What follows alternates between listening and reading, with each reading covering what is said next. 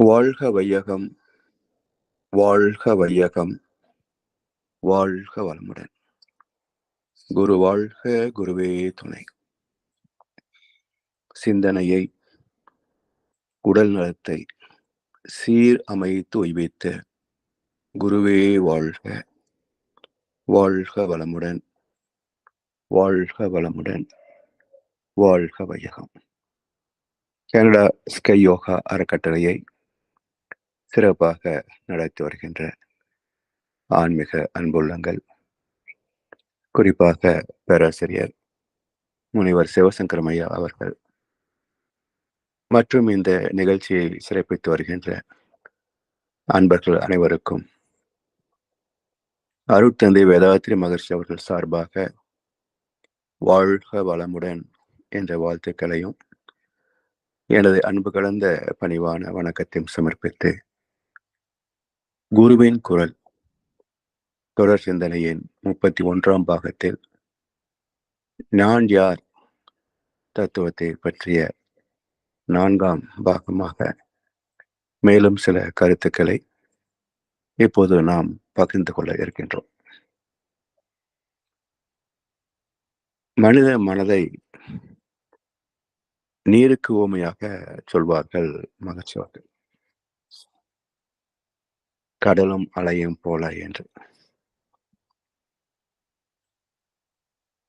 நதிகள் ஏன் ஓடுகின்றன? நீரின் பயணம் ஏன் நிற்பது இல்லை? ஆனால் கடல் எங்கும் ஓடுவதில்லையே. அமைப்பு ஒரு காரணம். மற்றொரு தத்துவார்த்தமான விஞ்ஞானபூர்வமான காரணம், கடல் நீர்தான் ஆவியாகி மேகமாகி கனத்த கருமேகங்களாகி மழையாக பெய்கிறது.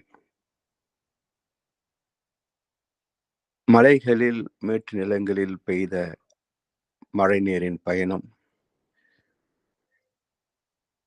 பிறந்த இடமாகிய கடலில் சங்கமமாகி முடிகிற வரைக்கும் அதனுடைய பயணம் ஓய்வதில்லை. இதே போலத்தான் அறிவில் இருந்து, இறைநிலையிலிருந்து துவங்கிய பயணம், அறிவின் பயணம் நம்மிடத்திலே பகுத்தறிவாக மனமாக செயல்பட்டுக் கொண்டிருக்கிறது. இந்த மனம் பகுத்தறிவு தன் மூலமாகிய பேரறிவோடு லயமாகின்ற வரைக்கும் இதன் பயணமும் முடிவது இல்லை. இப்படி இயற்கை நீதியை நாம் சிந்தித்து பார்க்கின்ற போதுதான் அறிவுடைய மனதனுடைய இயல்பும் அதனுடைய தேடலும் என்ன என்பது புரியும். அறிவை பற்றி மகர்ஷி அவர்கள் சில கவிதைகளிலே நமக்கு பல விஷயங்களை விளக்கியிருக்கிறார்கள்.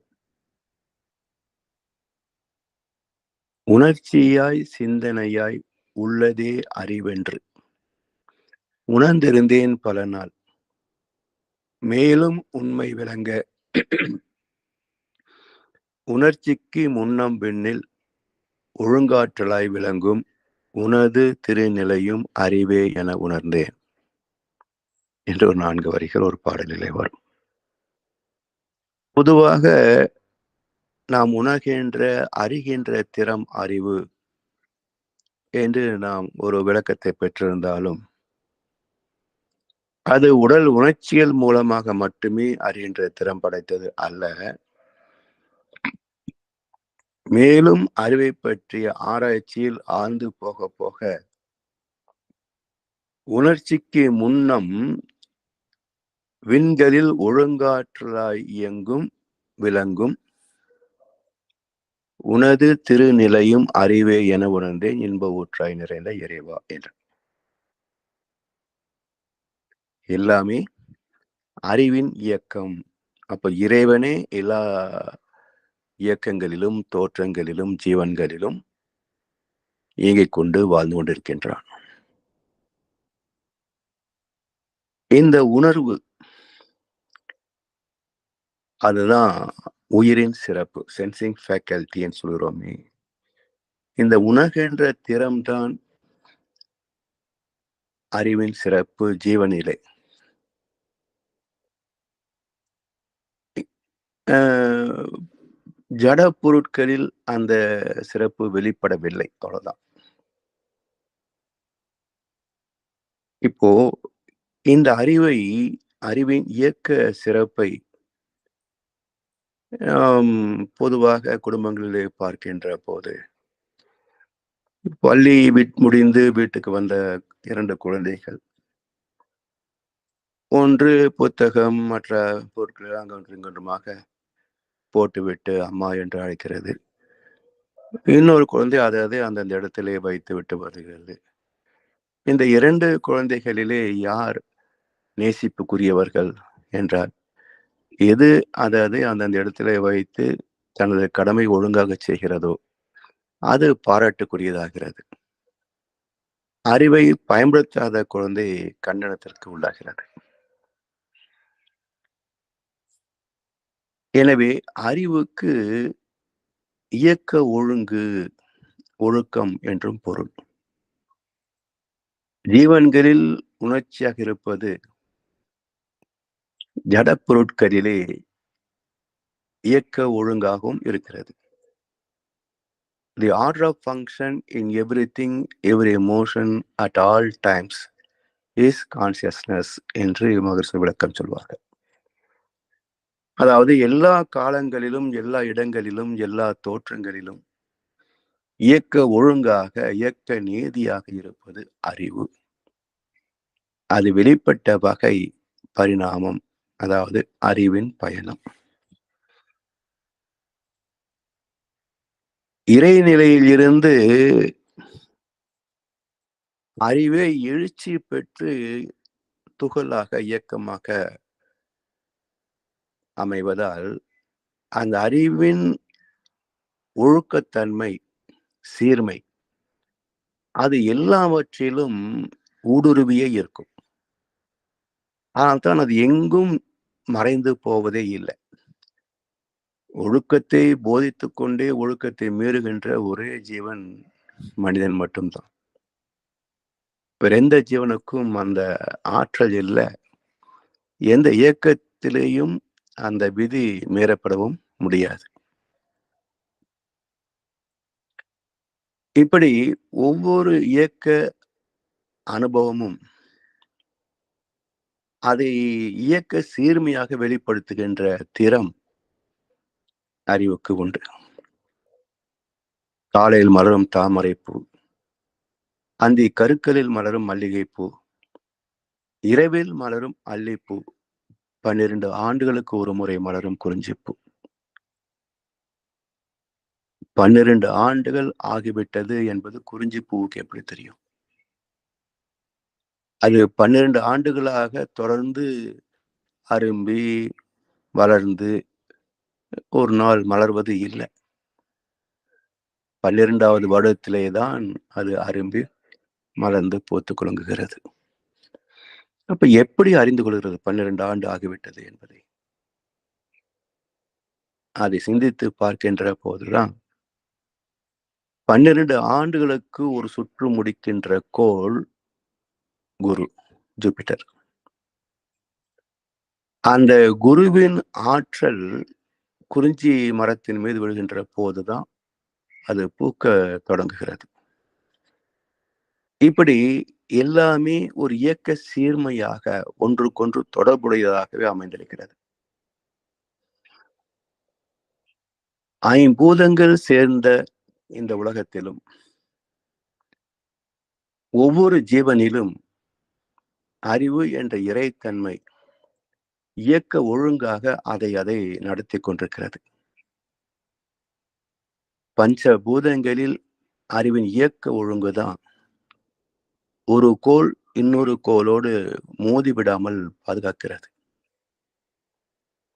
உதாரணமாக சந்திரனுக்கும் பூமிக்கும் இடையில் 2,30,000 மைல் தூரம். பூமியின் சுழற்சி வேகமோ 67,000 மைல் 3.5 மணி நேரத்திற்குள் சந்திரனை மோதிவிடலாம், அல்லது சந்திரனை விட்டு விலகி ஓடிவிடலாம். இப்படி நிகழாமல் இவற்றை சரியான 2,30,000 என்ற தூரத்திலேயே வைத்து இயக்க வைப்பது எது? அந்த அறிவுதான் இறைநிலை. இயங்குகின்ற ஆற்றல், இயக்குகின்ற அறிவு. இதை சேத்திர சேத்ரஜ்ஞ விபாக யோகம் என்கிறது பகவத்கீதை. சேத்திர சேத்ரஜ்ஞ. சேத்திரம் என்றால் இயக்க களம், இந்த பிரபஞ்சம். சேத்ரஜ்ஞன் என்றால் இறைநிலை, அறிவு, இயக்குகின்ற ஆற்றல்.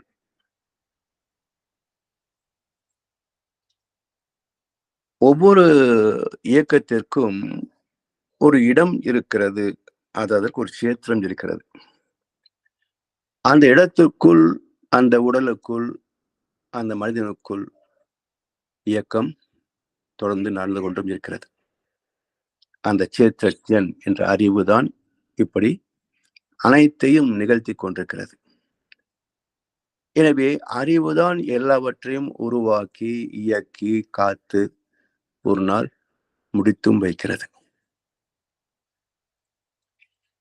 தெய்வம் என்பது பேராற்றலும் பேரறிவும் உடையது என்று சொல்வார்கள்.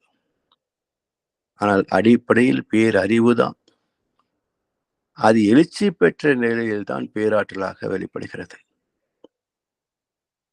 அறிவிலிருந்து வெளிப்பட்ட எல்லா தோற்றங்களிலும்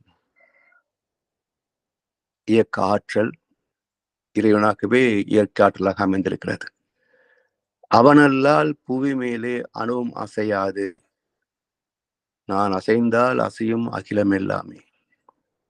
அறிவாய் மனிதா உன் ஆணவம் பெரிதா என்ற கண்ணதாசன் வரிகளைப் போல மனிதர்களின் சாதனைகளுக்கு விழா எழுத்தாலும் தெய்வத்தை கொண்டாடுபவர்கள் சிலர்தான்.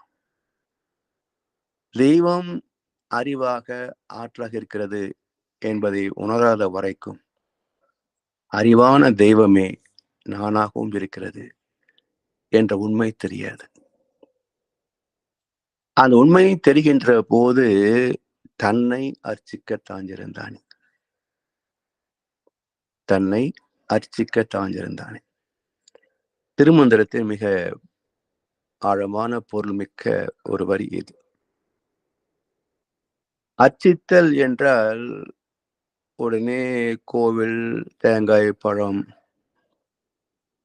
கட்டணம், அர்ச்சனை முறை, மந்திரங்கள் இவைதான் மக்களுக்கு நினைவில் வருகின்றனவே தவிர அர்ச்சனை என்ற சொல்லுக்கு பொருள் புரிந்தவர்கள் பக்தி மார்க்கத்தில் யாரும் இல்லை என்றே சொல்லலாம்.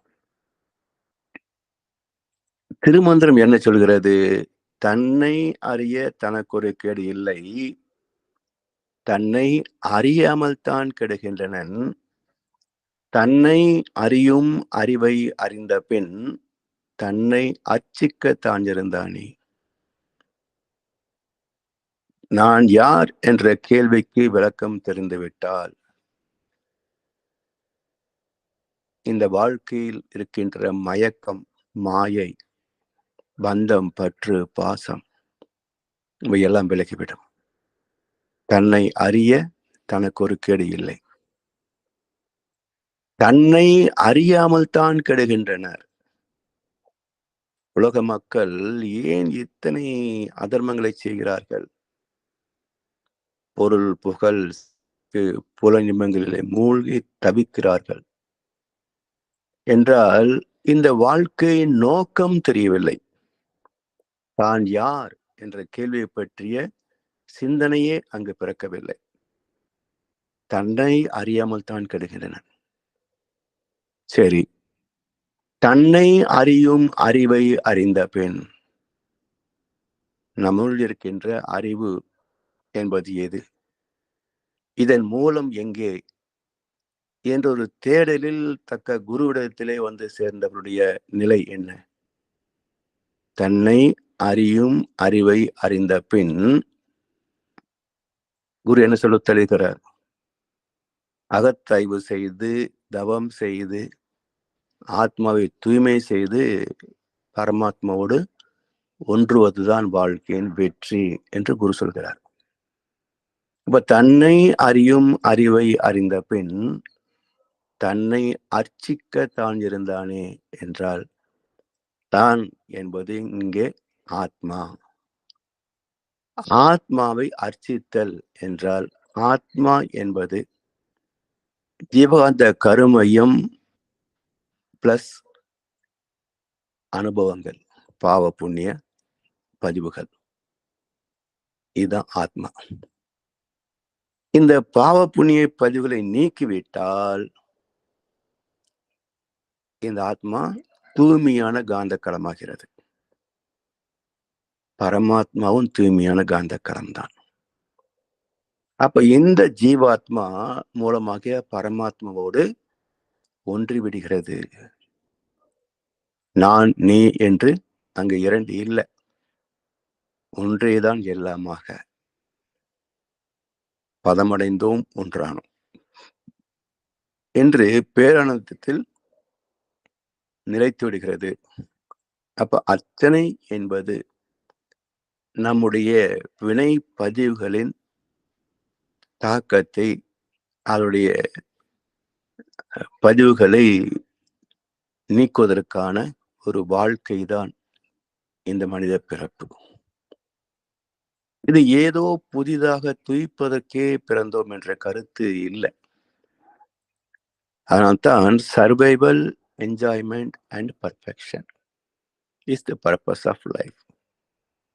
வாழ்க்கையின் நோக்கமே உயிர் வாழ்வது, உலக இன்பங்களை துய்ப்பது மட்டும் அல்ல, அறிவிலே முழுமை பெறுவது. இந்த மூன்றாவது அம்சத்தை தான் சமுதாயம் மறந்துவிட்டது. அறிவை பகுத்தறிவாகவே வாழ்ந்து முடிகிறதே தவிர பகுத்தறிவை பேரறிவாக மாற்ற வேண்டும் என்ற ஒரு விழிப்புணர்வு, அறிமுகம் கூட மக்களிடத்திலே பரவலாக வந்து சேரவில்லை. வந்து சேர்ந்த சிலரும் அவற்றை நீக்க முடியாமல் தவிக்கின்ற அளவுக்கு வினை பதிவுகளின் தாக்கம் நம்மை ஆட்டி படைக்கிறது. பெற்றேன் பல்பிறவே பிறருக்கே உழைத்து ஏழையானேன்னு சொன்னாங்களே, அது போல பிறந்து இறந்து பிறந்து இறந்து பிறந்து இப்படியே வாழ்ந்துட்டு இருக்கிறாங்களே தவிர இந்த பிறப்பு தொடரை அறுக்கின்ற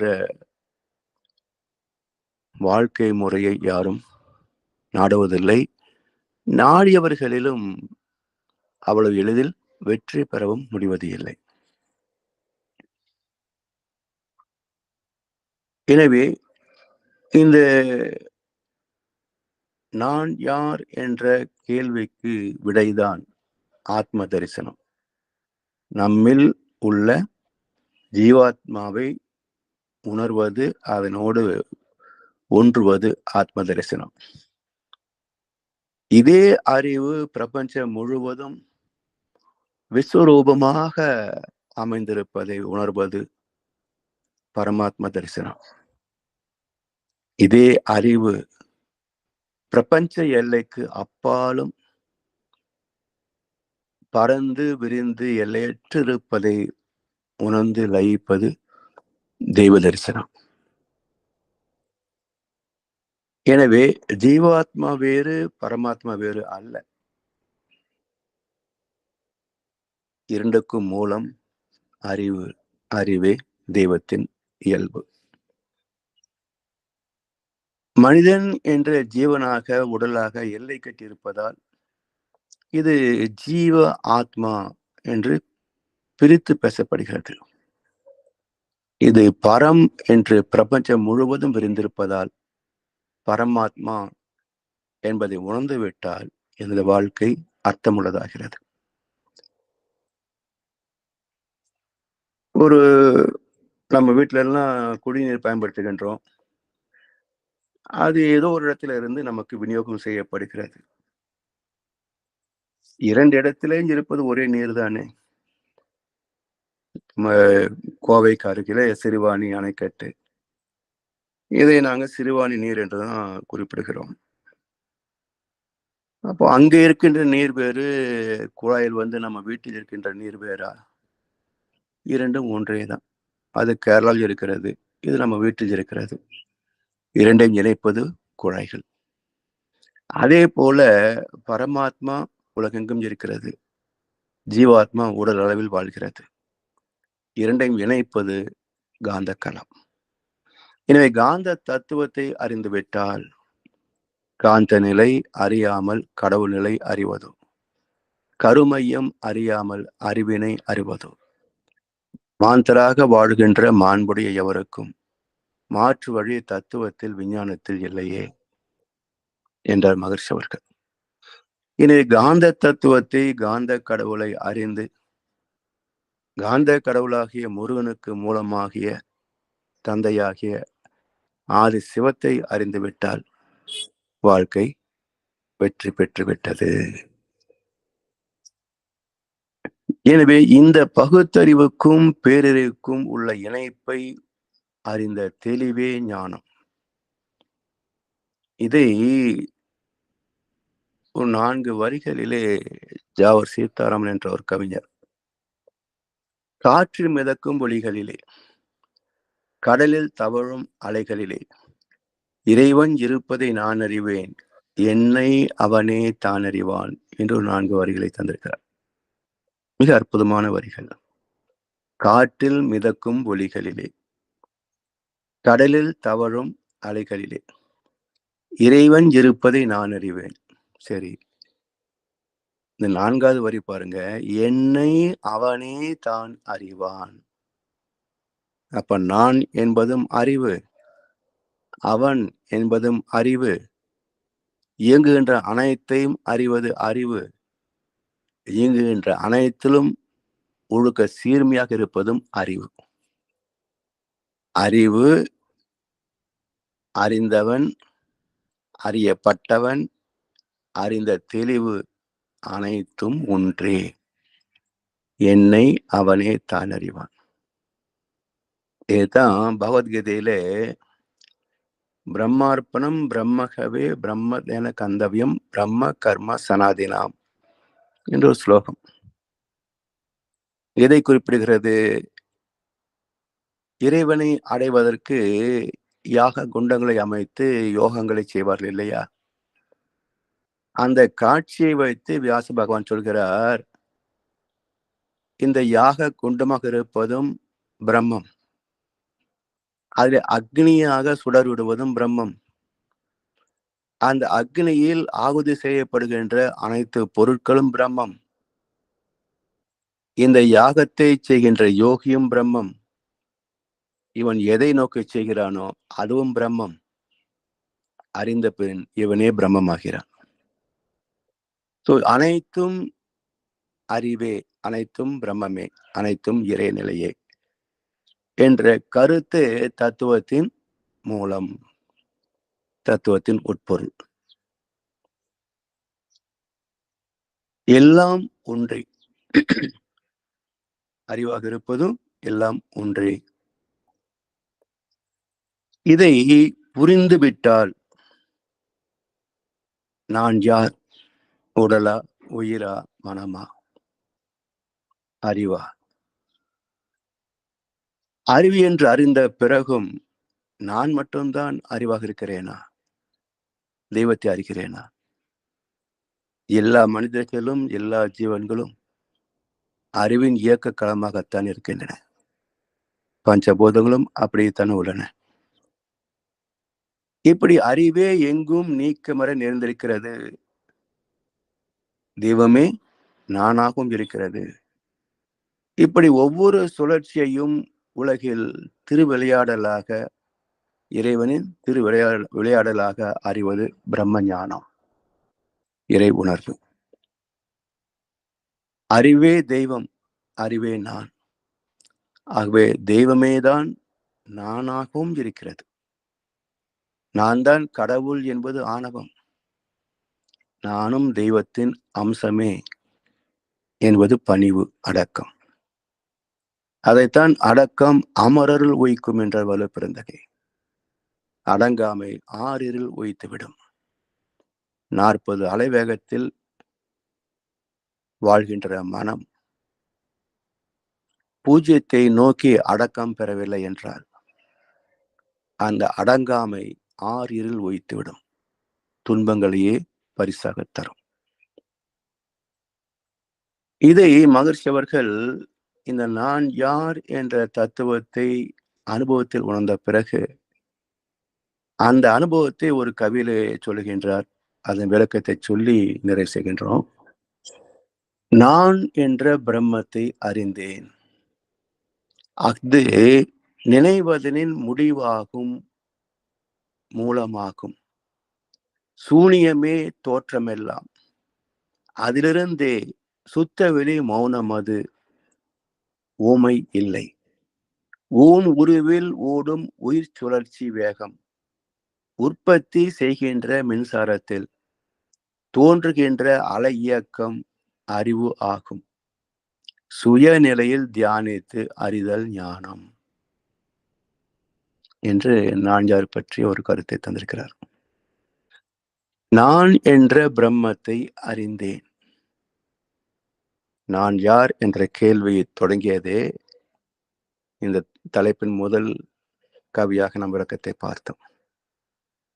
அந்த கவியின் விடையாக முடிவாக பிரம்மத்தை அறிந்த போது நான் என்ற பிரம்மத்தை அறிந்தேன், அது நினைவதனின் முடிவாகும், மூலமாகும். நமது நினைவுகளின் மூலமும் அதுதான், முடிவும் அதுதான்.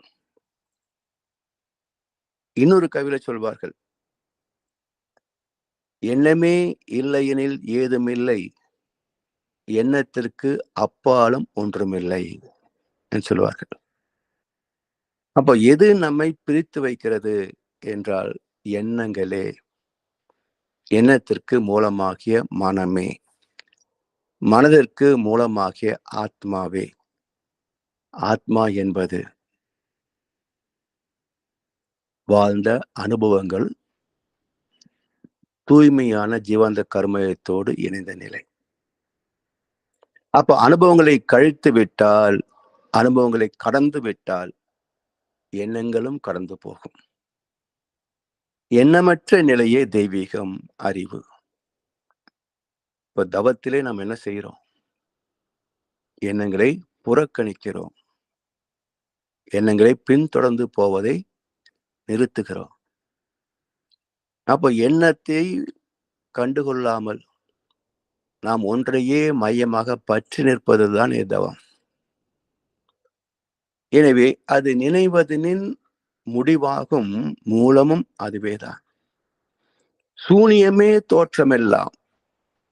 அதிலிருந்தே சுத்தவெளி மௌனமது,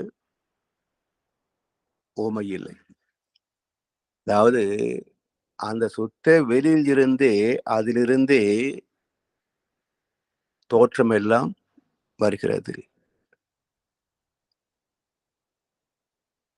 அந்த சூன்யம் என்றால் ஒன்றும் இல்லாதது என்று பொருள் கொள்கிறோம். அப்படி இல்லை. சூன்யம் என்றால் தோற்றத்தில் இல்லாதது என்று பொருளே தவிர அதற்குள் ஒன்றுமே இல்லை என்று பொருள் கொள்ளக்கூடாது. ஏன்னா அழுத்தம் என்னும் முந்து ஆற்றல் ஒன்றை கொண்டே, அதுக்குள்ள kinematic, quivering, highly transparent, mighty, dark and fluid matter என்ற 6 பண்புகள் இருக்கின்றன என்று மகர்ஷி சொல்றார்கள். சத்யோஜதம், வாமதேவம், ஈசானம், அகோரம், தத்புருஷம், திருவதனம் என்று 6 முகங்கள் சிவனுக்கு உண்டு என்று சைவ சித்தாந்தம் பேசுகிறது. அப்போ சுத்தவெளி ஆதி சிவம் என்பது சூன்யம் ஒன்றும் இல்லாதது அல்ல, அனைத்தும் அதற்குள் அடக்கம் பெற்றிருக்கிறது. எப்படி மரத்தினிலே விதையும் அந்த வித்தினிலே மரம் போல், மனிதனுக்குள் தெய்வம், அந்த தெய்வத்துக்குள் மனிதனா. இந்த ரகசியத்தை உணர்வதுதான் மனித பிறப்பின் நோக்கம். அப்படி சூனியமே தோற்றமெல்லாம் அதிலிருந்தே சுத்த வெளி மௌனம், அது உவமை இல்லை. சுத்த வெளி மௌனம். அதுல அதுக்கு இணையாக, ஈடாக அதனோட ஒப்பிட்டு பேச முடியாது, ஊமை சொல்ல முடியாது. அதனால்தான் தமிழ் மொழியில ஒரு அற்புதமான ரகசியம் உண்டுங்க. அதை பயன்படுத்திய அறிஞர் மகான்கள் 2 பேர், வள்ளுவரும் மகாகவி பாரதியாரும். வாய்மை பற்றியே பேசிய வள்ளுவர் பொய்மையை பற்றியும் பேசுகிறார். பொய்மைக்கு எதிர்ச்சொல் என்ன? உண்மைதானே. அப்படி எழுதித்தானே நாம் கல்வியிலே தேர்ச்சி பெற்றோம். பொதுவாக வழக்கிலே உண்மை பொய் என்றுதானே பேசுகிறோம். யாரும் வாய்மை பொய்மை என்று பேசுவதில்லையே. பொய் சொல்லு உண்மை சொல்லு என்றுதானே பேசுகிறோம். அப்படி என்றால் பொய்மைக்கு எதிர்ச்சொல் உண்மையா என்ற ஒரு கேள்விக்கு வள்ளுவர் சொன்ன விடை என்ன? இல்லை. பொய்மையும் வாய்மை இடத்த. பொய்மையும் வாய்மைக்கு சமம்தான். அப்ப உண்மை என்று ஏன் சொல்லவில்லை என்ற கேள்வி வருகின்ற போது வள்ளுவருக்கு விடையாக வருபவர் மகாகவி பாரதியார். உண்மையின் பேர் தெய்வம் என்போம், அன்றி ஓதிடும் தெய்வங்கள் பொய்யெனக் கண்டோம். உண்மைகள் வேதங்கள் என்போம், பிறிது உள்ள மறைகள் கதை எனக் கண்டோம். அற்புதமான கருத்தை தந்தார் பாரதியார். உண்மையின் பேர் தெய்வம் என்போம். அதனால் தெய்வத்துக்கு எதிர்ச்சொல் கிடையாது. அதனால் உண்மைக்கு எதிர்ச்சொல் கிடையாது. ஏன் என்றால் உள் அடங்கிய மெய் உண்மை. அணுவுக்குள் அணுவாய் அப்பாலுக்கு அப்பாலா இருத்தி நிறுத்தி சிந்தையுலே காட்டு என்றார் அவை பிராட்டியார். அது போல அணுவுக்குள்ளும் அணுவின் சேர்க்கையால் ஆன அனைத்துக்குள்ளும், நமது உடலிலே ஒவ்வொரு திசுவுக்குள்ளும், திசுக்களின் மையமாகிய மூலாதாரத்திற்குள்ளும் அமைந்திருப்பது சுத்தவெளியாகிய அறிவு. எனவே அனைத்திற்குள்ளும் அடக்கம் பெற்றிருப்பதனால் உள் அடங்கிய மெய்ப்பொருள், உள்மை உண்மை.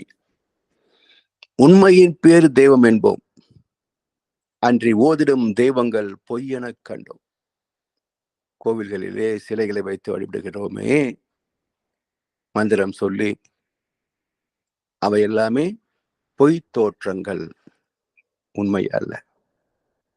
உண்மைகள் வேதங்கள் என்போம், அன்றி பிறிது மறைகள் கதை எனக் கண்டோம். சூரிய பகவான் அந்த பகவான் பேசுறாங்களே வேதங்களிலே, அவையெல்லாம் கதைகள். எனவே உண்மைதான் அனைத்தும். அந்த உண்மைதான் வேதம். வேதம் என்ற சொல்லுக்கு ரிக் யஜுர் சாம அதர்வன என்றே இந்திய தத்துவங்கள் பேசிக் கொண்டிருக்கின்றன. ஆனால் அந்த தத்துவத்தின் மகா நூலாகிய மகா வேதமாகிய பகவத்கீதையிலே யாண்டும் நிறைந்துள்ள வேதம் யக்ஞத்தில் நிலை பெற்றுள்ளது என்று ஸ்லோகம் இருக்கிறது. யாண்டும் நிறைந்துள்ள வேதம் யக்ஞத்தில் நிலை பெற்றுள்ளது. இப்போ வேதம் என்பது புத்தகங்கள், நூல்கள், ரிக் யஜுர் சாம அதர்வன என்றால் அவை ஒரு அலமாரிக்குள் தான் இருக்க முடியுமே தவிர யாண்டும் நிறைந்திருக்க முடியாது. அப்ப யாண்டும் நிறைந்திருப்பது, உலகம் முழுவதும் பிரபஞ்சம் முழுவதும் நிறைந்திருக்கிறது என்றால் வேதம் என்ற சொல்லுக்கு புத்தகம் என்று பொருள் அல்ல, மந்திரங்கள் என்று பொருள் அல்ல. சரி, என்னவாக இருக்கிறது? யாண்டும் நிறைந்துள்ள வேதம் யக்ஞத்தில் நிலை பெற்றுள்ளது. இயக்கமாகவும் இயக்கத்தில் ஒரு ஒழுங்கோடும் அமைந்திருக்கிறது. அப்ப இயங்காத ஒன்று, ஒழுக்கத்தில் இல்லாத ஒன்று இந்த பிரபஞ்சத்துல எங்க? எல்லா கோள்களும், நட்சத்திரங்களும், சூரியன்களும் ஜீவன்களும் இயக்க விதியோடு தான் இங்கே கொண்டு வாழ்ந்து கொண்டிருக்கின்றன. எனவே யாண்டும் நிறைந்துள்ள வேதம் யக்ஞத்தில் நிலை பெற்றுள்ளது. இந்த கீதையின் கருத்தை தான் பாரதியார் சொல்கிறார். பிறிது ஓதிடும் மறைகள் கதை எனக் கண்டோம். எனவே அந்த உண்மை என்ற சொல்லுக்கு எதிர்ச்சொல் கிடையாது. அதனால் அதுக்கு ஓமை இல்லை. சுத்தவெளி மௌனம், அது ஓமை இல்லை. ஊன் உருவில் ஓடும் உயிர் சுழற்சி வேகம். ஊன் சதை எலும்போடு கலந்து பெற்ற ஒரு உருவம், வடிவம். இவற்றில் ஓடுகின்ற உயிர் சுழற்சி, அந்த வேகத்தில் வெளிப்படுகின்ற காந்தலைகள், பயோமேட்டிசம். உற்பத்தி செய்கின்ற மின்சாரத்தில் தோன்றுகின்ற அலை இயக்கம் அறிவு ஆகும். அந்த மின்சாரத்தில் வெளிப்படுகின்ற ஆற்றல், தோன்றுகின்ற அலை இயக்கம் அறிவு ஆகும். ஏன்? ஜீவாந்த துகளே உயிர் கொத்தாகி இயக்கமாகி அந்த சுழற்சி வேகத்தில் இந்த ஜீவாந்த துகளே வெளிப்பட்டு தன்மாற்றம் அடைந்து உணர்வுகளாக, அனுபவங்களாக நமக்கு பதிகிறது. அப்போ உள்ளே இருப்பதும் அறிவு, வெளிப்பட்டதும் அறிவு, சேர்ந்ததும் அறிவு, பிரிந்ததும் அறிவு, பெற்ற அனுபவமும் அறிவே. அதன் அனுபவமே இறைவன் என்ற கருத்தை கவிஞர் கண்ணதாசன் அழகா ஒரு பாட்டுல சொல்லுவார். பிறப்பின் வருவது யாதென கேட்டேன், பிறந்து பார் என்று இறைவன் பணித்தான். இப்படி ஒவ்வொரு கேள்வியா கேட்டுட்டே வந்து கடைசியில இறப்பின் முடிவது யாதென கேட்டேன், இறந்து பார் என்று இறைவன் பணித்தான். சரி, வாழ்ந்து அறிவது வாழ்க்கை என்றால் இறைவா, பிறகு நீ ஏன் என்று கேட்டேன். இறைவன் சற்றே அருகே வந்து காதிலே சொன்னான், அந்த அனுபவம் என்பதே நான் தான் என்று. அப்போ அனுபவங்களே இறைவன் தான். இப்படி உற்பத்தி செய்கின்ற மின்சாரத்தில் தோன்றுகின்ற அலை இயக்கம் அறிவு, அதுவேதான் அனைத்தும். இதை சுயநிலையில் தியானித்து அறிதல் ஞானம்.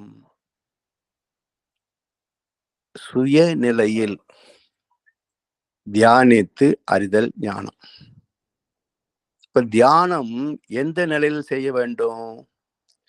சுயநிலையில் தியானம் செய்யணும். ஆனா துவக்கம் எங்கே? தியானத்தின் துவக்கம் எங்கே? மனநிலையில் துவங்குகின்ற தியானம் சுயநிலையில் தன்னை அறிகிறது. மனநிலையில் துவங்குகின்ற தியானம் சுயநிலையில் தன்னை அறிகிறது. நான் யார்?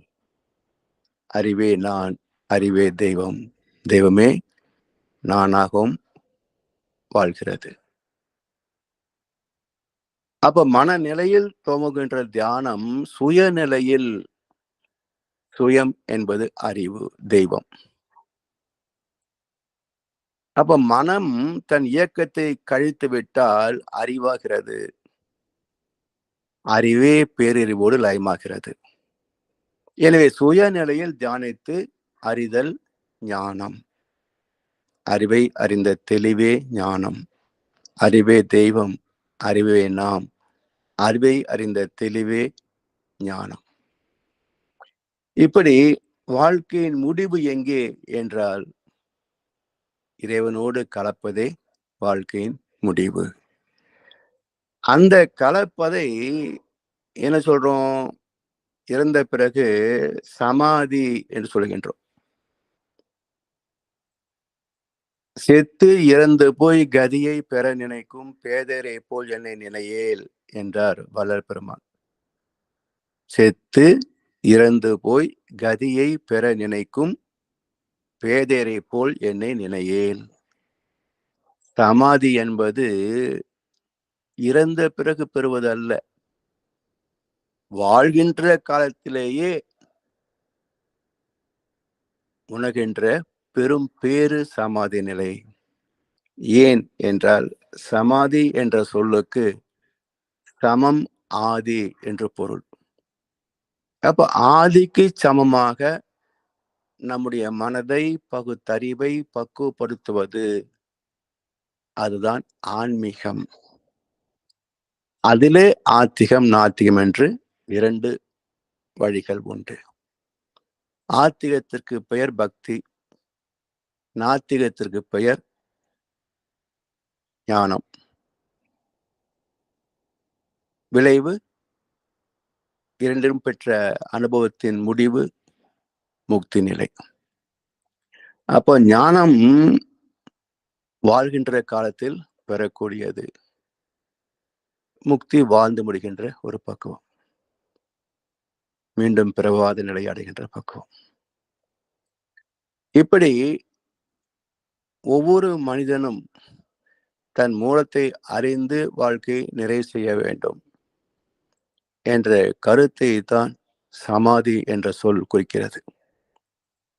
இதை புரியாத மக்கள் இறந்த பிறகு அடைகின்ற பக்குவம் சமாதி என்றும், அதிலேயும் ரெண்டு பிரிவினை. ஒரு சாரா சிவலோக பிராப்தி அடைந்தார் என்பார்கள், சிவலோக பதவி அடைந்தார் என்பார்கள். இன்னொரு சார வைகுண்ட பிராப்தி அடைந்தார் என்பார்கள். அங்க எத்தனை லோகம் இருக்கு? சிவலோகம், வைகுண்ட பிராப்தம் ரெண்டு இருக்கா? எல்லாமே ஒரே மூலம்தான். அப்போ சிவலோக பதவி என்பதோ வைகுண்ட பிராப்தம் என்பதோ இறந்த பிறகு அடைவதல்ல, அது வாழ்கின்ற காலத்திலேயே அனுபவிக்கின்ற தெய்வீக போதம். வாழ்கின்ற காலத்திலேயே அனுபவிக்க வேண்டிய தெய்வீக போதம். இதை புரிந்து கொண்டு மனிதன் வாழ்க்கையிலே நிறைவு பெற வேண்டும் என்பதற்காகத்தான் நான் யார் என்ற கேள்வி இரண்டு எழுத்துக்களில் 2 வார்த்தைகளில் அமைந்த ஒரு சிறு கேள்வி என்றாலும் இதனுடைய விளக்கமும் இதை அடையக்கூடிய பயணமும் மிக நீண்டது, மிக விரிவானது. அதை பற்றிய விளக்கத்தை தான் அடுத்த தலைப்புகளிலே நாம் சிந்திக்க இருக்கின்றோம்.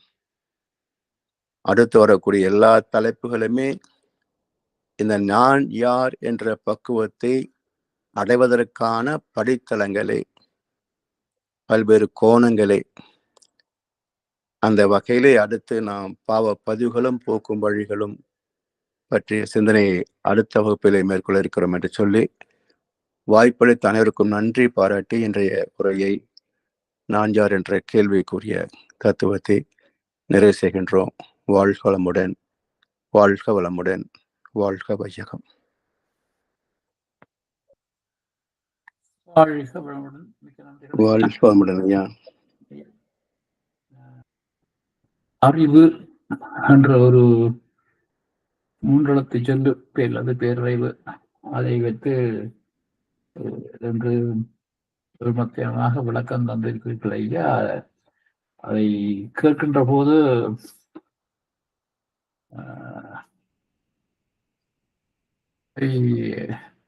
பயமா இருக்கிறது. நாங்கள் ஒரு ஒரு குறிப்பு ஒரு வீதம் கூட இல்லாத ஒரு நிலையிலை இந்த நிலையை அடைவது என்பது போது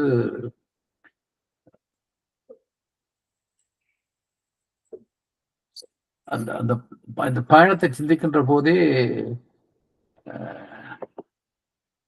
ஒரு வகையில் ஒரு பயம், வெக்கம் தான் இருக்கின்றது. நன்றிகள் ஐயா. இப்பொழுது உங்களுடைய கேள்விகள், சந்தேகங்களை ஐயாவுடன் கேட்கலாம்.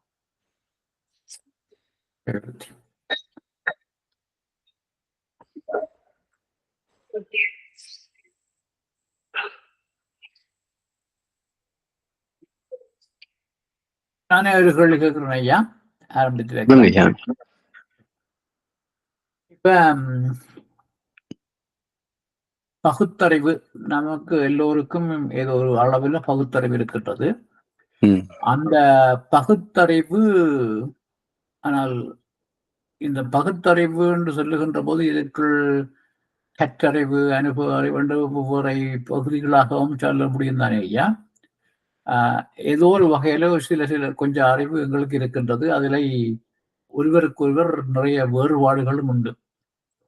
ஆனால் அந்த வேறுபாடுகள் இருந்தாலும் பகுத்தறிவிலே இதற்கும் வேறுபாடு இருக்குமா? எல்லாருக்கும் பகுத்தறிவு ஒரே அளவில் இருக்குமா ஐயா? ஒரு கேள்வி. அதாவது இரண்டாவது, சொல்லுங்க. அந்த பகுத்தறிவில வேறுபாடு இருக்குமா இருந்தால் அவர்கள் இந்த பேரறிவு நிலையை அடைவதற்குரிய காலங்கள் அதுக்கு இப்ப வேறுபடுமா? அல்லது பகுத்தறிவு லெவல் எந்த முயற்சியில் இருந்தாலும் முயற்சி அந்த தியானம் இறங்கினால் எல்லோருமே பேரறிவை அடைய முடியுமா ஐயா? சுலபமா இத காலம். அதாவது அறிவின் பயன்பாட்டு நிலைகள் அதை 5 வகையாக மகர்ஷி சொல்லுவாங்க. இயல்பறிவு, நுண்மா நுழைப்புலன் அறிவு, தேர்ந்த அறிவு, உள் உணர் அறிவு, மெய்யறிவு என்று 5 படித்தளங்களாக மகர்ஷி பிரித்து விளக்குவார்கள். இயல்பறிவு என்பது இயல்பாக எங்கும் எல்லா இயக்கத்திலும் எல்லா தோற்ற ஜீவன்களிலும் அமைந்திருக்கின்ற அறிவு. இப்போ உண்பது, தன்னை பாதுகாத்துக் கொள்வது, இனவிருத்தி செய்வது, இதை பற்றி யாருக்கும் கற்றுக் கொடுக்க வேண்டிய அவசியம் இல்லை. அவர்களே அந்த வேலைகளை செய்து விடுவார்கள். இது இயல்பறிவு. இதுலதான் இன்றைக்கு தமிழ்நாட்டில 90% மக்கள் இப்படித்தான் இருக்கிறாங்க. வெறும் இயல்பறிவு மட்டும்தான் இருக்கு. படிப்பு என்பது வேறு, படிப்பாங்க, ஆனா சிந்திக்கின்ற அறிவு, கிரியேட்டிவிட்டி இருக்காது. அது வெறும் மெமரி பவர், அவ்வளவுதான். அந்த டிகிரி அதுக்கு வாழ்க்கைக்கு பயனாகாது. அந்த இயல்பில் இருந்து சற்றே உயர்கின்ற போது நுண்மான் நுழைப்புலன் அறிவு, இதை அறிவியல் விஞ்ஞானம் என்று சொல்லலாம். இப்ப விஞ்ஞானிகள் என்ன செய்யறாங்க? எதையுமே கூர்ந்து நுணுகி ஆராய்ந்து பார்த்து அதை எப்படி வாழ்க்கை வசதிகளாக பயன்கொள்ள முடியுமா என்று அதை உருமாற்றி தரம் மாற்றி ஏதோ செய்து வாழ்க்கை வசதிகளாக நமக்கு தருகிறார்கள். அப்போ இயல்பறிவிலிருந்து சற்றே உயர்வது நுண்மான் நுழைப்புலன் அறிவு, எதையும் கூர்ந்து நுணுகி ஆராயத்தக்க அறிவு. சரி, இந்த விஞ்ஞான அறிவின் பயணத்துல கூர்ந்து நுணுகி ஆராய்ந்தால் மட்டும் போதுமா? அதிலே படித்தளங்கள் உண்டு. அப்ப என்ன செய்யணும்? ஏற்கனவே வெளிப்படுத்தப்பட்ட உண்மைகளை கற்றுக்கொள்வது, மேற்கொண்டு அதை வைத்து இன்னும் ஆழமான விரிவான ரகசியங்களை கண்டெடுக்க முடியுமா என்று ஆராய்வது. அப்போ பல துறைகளில் தேர்ச்சி பெற்றவிடத்திலே கல்வியாக கற்றுக்கொள்வது, அது தேர்ந்த அறிவு, நாலேஜ் என்று சொல்வார்கள். நாலேஜ் என்ற வார்த்தைக்கு மகர்ஷி அற்புதமான விளக்கம் சொன்னார். Knowledge is nothing but ledger of knowings. பல துறைகளை பற்றி அறிந்து கொண்ட அறிவின் வளர்ச்சியே கல்வி. அப்போ ledger of knowings is knowledge. College is a place where you can get collective knowledge. ஒவ்வொரு துறையாக, ஒவ்வொரு பாடமாக பல ஆசிரியரிடத்திலிருந்து பலவற்றை கற்றுக்கொள்ளலாம். அப்போ college is a place where you can get collective knowledge. Knowledge is nothing but ledger of knowings. இது 3வது படித்தளம். அப்போ நுணுகி பார்க்கக்கூடிய அறிவை பெறுவதற்கு ஏற்கனவே தேர்ச்சி பெற்ற இடத்துல இருந்து கல்வியின் மூலமாக நாம் கற்றுக்கொள்கிறோம். கற்றுக்கொண்டதை புரிந்து கொள்ள வேண்டும். புரிந்து கொண்டதை இன்னும் விரித்து பார்க்கணும். புரிந்து கொண்டதை வைத்து தேடணும், சர்ச். மீண்டும் மீண்டும் தேடி தேடி தேடி தேடி தேடி ஒன்றை கண்டெடுக்க வேண்டும். Research, research. அப்படி கிடைத்ததை வைத்து வாழ்க்கை வசதியாக அதை மாற்ற வேண்டும். Development. So research and development. இப்போ இந்த நுணுகி நுணுகி போகின்ற போதுதான் பல ரகசியங்கள் விஞ்ஞானிகள் மூலமாக உலகுக்கு கிடைக்கிறது.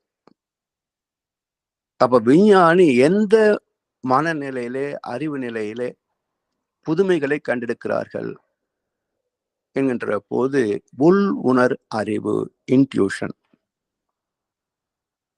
உள்ளுணர்வாக கிடைக்கும். அந்த உள் உணர்வு என்பது அறிவின் நுண்மை நிலையிலே இயற்கை ரகசியங்களை வெளிப்படுத்துகின்ற அறிவின் திறம். அப்படி நுணுகி நின்ற அறிவு பருப்பொருட்கள் அணுக்களிலே இருந்து அணுக்களுக்கு மூலமாகிய இறைத்துகள் இறைநிலை. இறைத்துகள் இறைநிலை.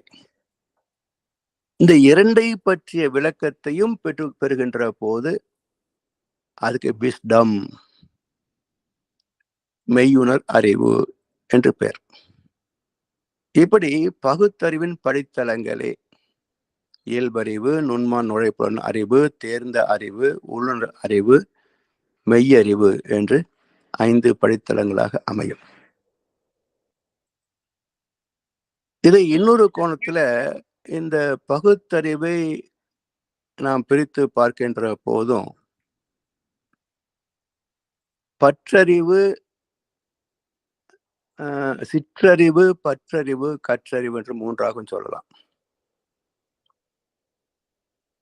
சிற்றறிவு என்பது இந்த செயல்புலன்கள், உணர்ப்புலன்கள் இவற்றை பயன் கொண்டு பலவற்றை நாம் அறிந்து கொள்கின்றோம். இப்ப முக்கியமாக பார்க்கின்ற போது நம்ம ப்ரொடக்டிவிட்டி, பல தொழில்கள் செய்வதற்கு உடல் கருவிகளை பயன் கொள்ளணும். கண்டு கேட்டு உண்டு உயர்த்து ஊற்று அறிகின்ற உணர்ப்புலன்கள் 5. இவற்றின் மூலமாக நாம் சுக துக்கங்களை பெறுகிறோம். அப்ப சுகங்களிலே நாம் பெறக்கூடியது எல்லாமே நீண்ட காலம் முடியாது. புலன்களை கொண்டு தூய்க்கின்ற எந்த இன்பமாக இருந்தாலும் அது குறுகிய காலத்திற்கு மட்டுமே இருக்கும். காலம் கடந்து அதை அனுபவிப்பதற்கு எந்த புலனுக்கும் திறம் போதாது. மனம் விரும்புகின்ற அளவுக்கு சாப்பிட முடியுமா? மனம் விரும்புகின்ற அளவுக்கு ஓசைகளை கேட்க முடியுமா? பார்த்தீங்கன்னா எல்லாமே எல்லை கட்டிதாகத்தான் இருக்கும். அப்ப குறுகிய எல்லைக்குள், குறுகிய காலத்திற்குள் முடிந்து போகின்ற இன்பங்கள் அனைத்துமே சிற்றின்பங்கள். இவற்றை உணர்கின்ற அறிவு சிற்றறிவு. இவற்றை உணர்ந்து தூய்க்கின்ற அறிவு சிற்றறிவு. இந்த சுகங்களிலே சாஸ்வதம் என்று மயங்கித்தானே மக்கள் பல வகையான பொருட்களை வாங்குவதும், தூய்ப்பதும், அதை வெறுப்பதும், இப்படி இந்த ஐம்புலன் சுகங்களிலே வாழ்க்கை என்று பற்றி நிற்கின்ற அறிவு பற்றறிவு. அதன் மீது நிறைவேறாத ஒரு நிறைவு பெறாத ஒரு தாக்கம் இருக்கு பாருங்க.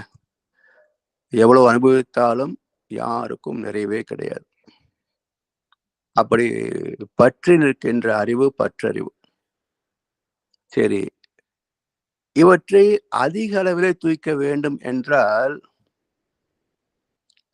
பிறந்த போது இயல்பாக அமைந்த இயல்பறிவு நமக்கு போதாது. அப்போ பல பொருட்களை கையாள்கின்ற அறிவும் பெறணும். அந்த பொருட்களை வாங்குவதற்கான பணத்தை சம்பாதிப்பதற்கு தொழிலும் வேணும். இப்படி பல விஷயங்களை கற்றுக்கொள்கின்ற போது அது கற்றறிவு. அப்போ சிற்றறிவு, பற்றறிவு, கற்றறிவு மூன்றும் இணைந்தது பகுத்தறிவு. இந்த பகுத்தறிவு இன்னும் வளர்ச்சி பெற்று உள்ளுணர்வு அறிவாகவும் மெய்யறிவாகவும் மேன்மை பெற வேண்டும். அதான் பக்தி, ஞானம், முக்தி. இப்படி நம்ம எந்த கோணத்துல பார்த்தாலும் அறிவை பிரித்து பிரித்து பார்க்கலாம். அப்ப அவருடைய படித்தளங்கள் இருக்கிறது என்பது உண்மை. அப்ப எல்லோருக்கும் பகுத்தறிவு ஒன்று போல் அமைவது இல்லை. அது என்ன சொல்வது, கருமைய தொடராகவும் வரும். இப்போ சான்றோருக்கு பிறக்கின்ற குழந்தைகளுக்கு எதையும் புரிந்து கொள்கின்ற அறிவு திறம் இருக்கும். சில சமயங்களில் விதிவிலக்கும் உண்டு. இப்போ பள்ளிக்கு போகாத ஒரு தம்பதிக்கு பிறந்த குழந்தை மாநிலத்திலே முதல் மாணவனாக தேர்ச்சி பெறுகிறானே, அப்போ இங்கே எப்படி அறிவு வளர்ச்சின்னு சொல்றது? அப்படின்னா இது இந்த இடத்துலதான் கிரியேட்டிவ் என்பதனுடைய பொருள் விளங்கும். இலங்கை ஜெயராஜ் ஐயா அவர்கள் அற்புதமான உதாரணம் சொல்வார்கள். கல்விக்கும் அறிவுக்கும் என்ன தொடர்பு, என்ன வித்தியாசம் என்றால், அறிவு என்பது இயல்பில் அடங்கியிருப்பது. ஒவ்வொருவருக்குள்ளும் கருமையத்தில் உயிர் துகள்களில் அமைந்திருப்பது, மறைந்திருப்பது உண்மை. அது அறிவு. இந்த அறிவை வெளிப்படுத்தக்கூடிய ஆற்றல் கல்வி. இப்போ கிணற்றிலே நீர் இருக்கிறது, அதை எடுத்து வயலுக்கு பாய்ச்ச வேண்டும் என்றால் அந்த நீரை இறைக்க வேண்டும். முற்காலங்களிலே ஏற்றம் வைத்திருத்தார்கள். தற்போது மோட்டார் என்று இயந்திரத்தை வைத்து நீரை இறைக்கிறார்கள். அப்படி ஒரு இயந்திரத்தை வாங்கி குழாய்கள் மூலமாக பொருத்தி விட்டு அதை இயக்கினால் கிணற்றிருக்கின்ற தண்ணீர் மேலே வருமா என்றால் வராது. அப்ப என்ன செய்யணும்? அதுல ஃபுட்பால் எல்லாம் வச்சு அந்த கன்ஸ்ட்ரக்ஷன் முடிந்த பிறகு வெளியில இருந்து 2 குடம் நீரை உள்ளே ஊற்ற வேண்டும். ஊற்றிவிட்டு பிறகு அந்த இயந்திரத்தை இயக்கினால் முதலில் வருவது நாம் ஊற்றிய நீர் தான். அடுத்து வருவது கிணற்று நீர் தொடர்ந்து பாய்ச்சப்படும். அப்போ இந்த 2 குடம் தண்ணீர் உள்ளே போகவில்லை என்றால் கிணற்றில் இருக்கிற தண்ணீர் வெளியே வராது அல்லவா? இதே போலத்தான் வெளியிலிருந்து உள்ளே போவது கல்வி. அது உள்ளே அடங்கியிருக்கின்ற ஆற்றலை, அறிவை வெளிப்படுத்தினால் அதான் சாதனைகள். இப்போ சமுதாயத்துல ஜெயராஜைய வேடிக்கை சொல்லுவாங்க, பல பேருக்கு ஃபுட்பால் லூஸா போச்சும்பார். என்னன்னா, எவ்வளவு கல்வி கற்றுக்கொண்டாலும் உள்ளிருக்கின்ற அறிவு வெளிப்படுவதில்லை. நீங்க ஃபுட்பால் லூஸா போச்சு இல்லைன்னு வச்சுக்கலேன், நீங்க ஊற்றக்கூடிய நீரெல்லாம் கிணத்தோடு கலந்துகிட்டு இருக்குமே தவிர வெளியே வராது. அப்போ உள்ளே தண்ணி ஊற்றவும் வேண்டும், ஃபுட்பாலும் சரியா இருக்கணும். அப்பதான் கிணற்றில் இருக்கின்ற நீர் வெளியே வரும்.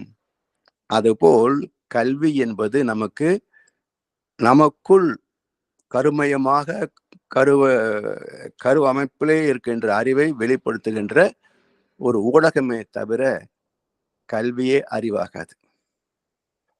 அதனால்தான் பல பேர் புத்தக புழுவாக இருப்பார்கள், எப்போ ஏதாவது படித்துக் கொண்டே இருப்பார்கள். ஆனால் ஒரு கருத்தை கூட சொல்ல தெரியாது.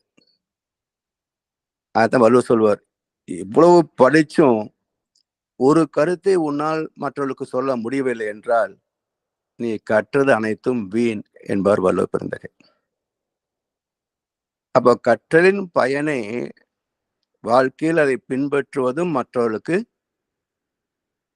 பரிமாற்றம் செய்வதும், இதுதான் கல்வியுடைய பண்பாடு, இயல்பு. அது அப்படி அறிவுக்கும் கல்விக்கும் ஒரு தொடர்பு இருக்கிறது. இப்ப கல்வியின் மூலமாக அறிவை வெளிப்படுத்த வேண்டும். அப்படி வெளிப்படுத்தினால் பல சாதனைகளை புரியும். இதுதான் சமுதாய அமைப்புல பள்ளி கல்லூரிகள் எல்லாம் கல்வி நிலையங்களாக அந்த பணியை செய்கின்றன. வாழ்க வளமுடன்.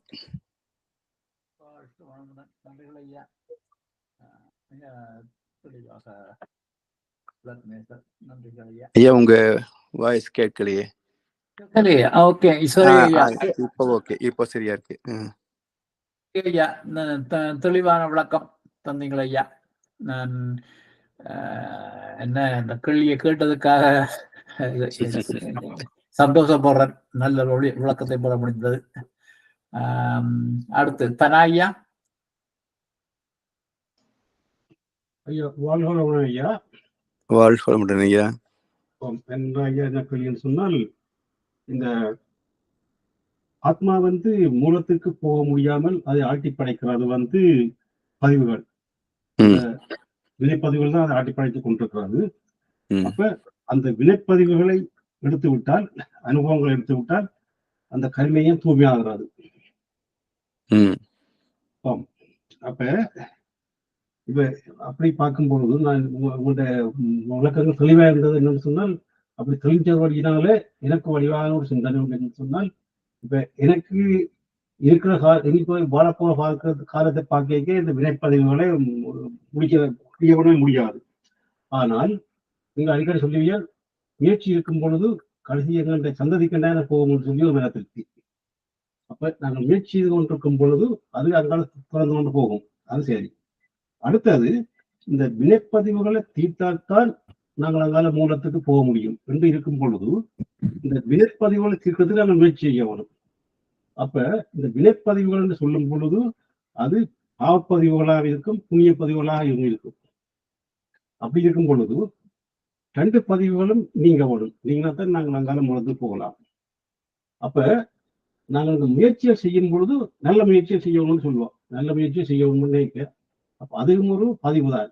அப்ப இப்படி நாங்கள் முயற்சி செய்து கொண்டு போற ப்ரோசஸ்ல இந்த பதிவுகள் மேலும் மேலும் அது புண்ணிய பதிவுகளாக இருக்கலாம், 2ம் வந்து கொண்டே இருக்கும். அப்ப அப்படி வந்து கொண்டிருக்கும் பொழுது இந்த மூலத்துக்கு போறதுன்ற சாதாரண காரியம் இல்லை. அது என்று சொன்னால் அந்த பதிவுகள் மாறி மாறி மாறி வந்து கொண்டே இருக்கும், புறப்படும் தொடர்ந்து கொண்டே இருக்கும். அப்படி இருக்கும் பொழுது அந்த மூலத்துக்கு போறதுக்கு இந்த பதிவுகளை அடுத்த சொல்லப்போன்னு சொன்னீங்க, அந்த பதிவுகளும் தீர்க்கும் வழிகளும் அதனுடைய நீங்கள் அடுத்தடுத்த வாக்கு எடுப்பீரோ தெரியல. அப்படி எடுக்கிறா அப்படியே விட்டுருவோம், நாங்கள் அதை கதைக்கலாம். அப்ப எனக்கு வந்த கேள்வி என்று சொல்லி சொன்னால், அப்ப இந்த பதிவுகள் தொடர்ந்து கொண்டே இருக்கும், அதை நீக்க முடியாது என்ற மாதிரியான ஒரு சிந்தனைகள் வந்துட்டுது. அதை நீங்கள் அடுத்தடுத்த கிளாஸ்ல இருக்கும் அதை பற்றி கதைக்கப்படுங்கன்னு சொன்னா இப்ப விடுவோம், இல்லாட்டி எனக்கு அந்த ஒரு விளக்கம் தரணும். பதிவுகளை நீக்க முடியாதுங்க ஐயா. Characterization can never be erased. எந்த பதிவும் நீக்க முடியாது. ஆனா அதை பயன்படுத்தாம தவிர்க்கலாம். இப்போ எல்லாருக்குள்ளேயும் இப்போ ஒண்ணும் இல்லை, திருடர்கள் எப்படிதான் திருடுவார்கள் என்ற நுட்பங்கள் போலீஸ்காரனுக்கு தெரியவில்லை என்றால் அவன் திருடனை பிடிக்க முடியாது, இல்லைங்களா? ஆனா போலீஸ்காரன் திருடுவாரா? மாட்டார். அப்போ திருட தெரியும், ஆனா திருட மாட்டார். ஏன்? அது அந்த தொழிலுக்குரிய தர்மம், அதுக்குரிய பக்குவம் மட்டும் வைத்துக் கொள்ளலாம். இதே போலதான் நமக்குள்ளேயும் சரி தவறு என்பது எல்லாருக்கும் தெரியும், ஆனா பலவற்றை நாம் தவிர்த்து விடுகிறோம். அதே போல செய்யக்கூடியவற்றையும் தவிர்த்து விட்டால் அப்போ வினைகளிலிருந்து செயல்பாட்டுகளிலிருந்து நாம் விலகி விடுகிறோம். இப்ப இந்த இடத்துல செயலற்றிருப்பது சரியா? கர்ம சந்நியாசம் இது எப்படி உலக வாழ்க்கைக்கு பொருந்தும்?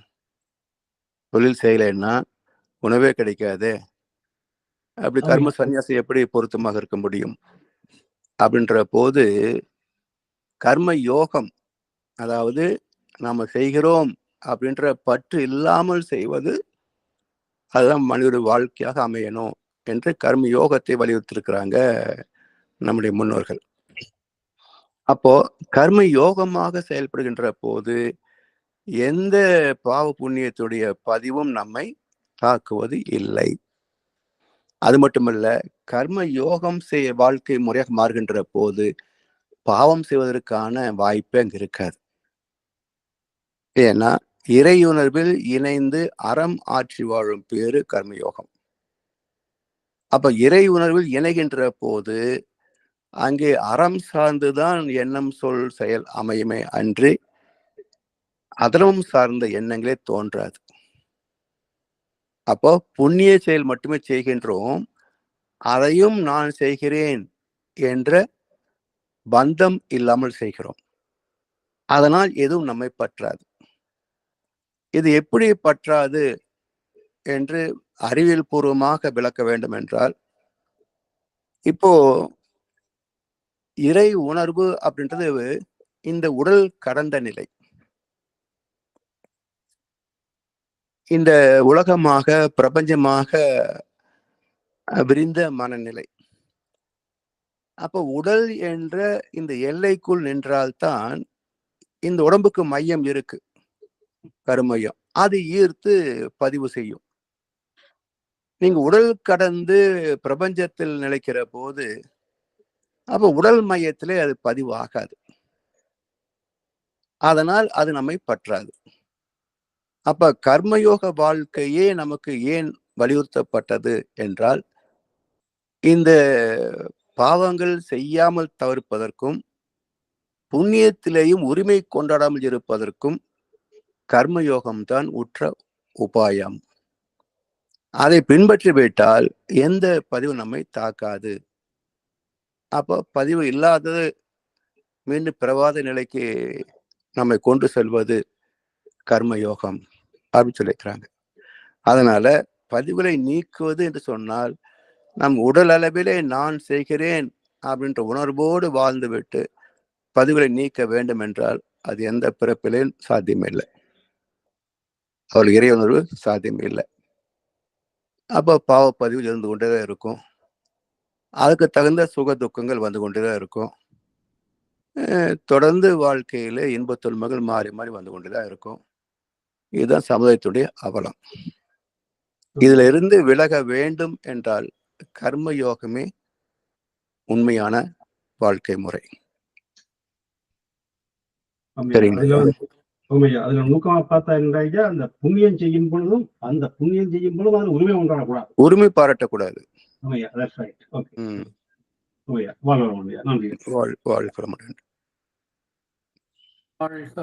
மிக்க நன்றிகள் ஐயா, நல்ல தெளிவான விளக்கம். தேங்க்ஸ் தனா ஐயா, நீங்கள் அந்த கேள்வியை கேட்டதுக்கு நல்ல விளக்கம் ஒன்று பெற்றுக்கொண்டோம். இதுவரை நேரமும் குருவின் குரல் பாகம் 31 நான்கார் என்ற தலைப்பில் மேலதிக மிகவும் சிறப்பான பல கருத்துக்களை ஐயா என்று நமக்கு தந்திருக்கின்றார்கள். ஐயாவுக்கு நாம் நன்றி தெரிவிப்பதோடு ஐயாவுக்கு ஒரு வாழ்த்து தெரிவிப்போம். பேராசிரியர் பழனிசாமி ஐயா அவரது உடல் நலம், மனவளம், பொருளாதார வளம், அவர்தம் அன்பு குடும்பம், வேதாத்திரிய தொண்டு,